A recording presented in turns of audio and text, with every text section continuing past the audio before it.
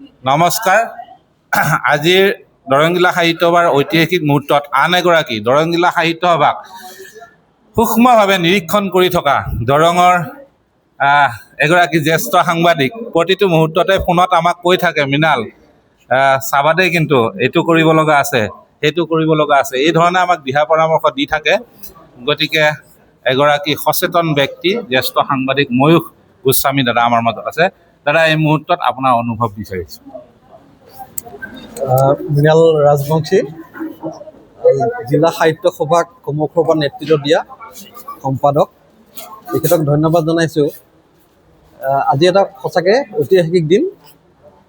দৰং জিলা সাহিত্য সভাই বহুদিনৰ পৰাই সাহিত্য চৰ্চাত নেতৃত্ব দি আহিছে। দৰং জিলাৰ বৌদ্ধিক, সাহিত্যিক, গোটেই সাংস্কৃতিক এই গোটেই দিশটোত দৰং জিলা সাহিত্য সভাই অগ্ৰণী ভূমিকা গ্ৰহণ কৰি আহিছে।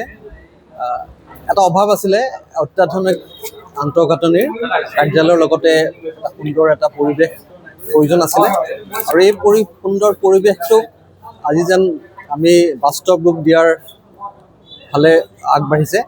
আনুষ্ঠানিকভাৱে আজি আধাৰশিলা কৰা হৈছে আৰু আমি এই অনুষ্ঠানত উপস্থিত থাকিছোঁ।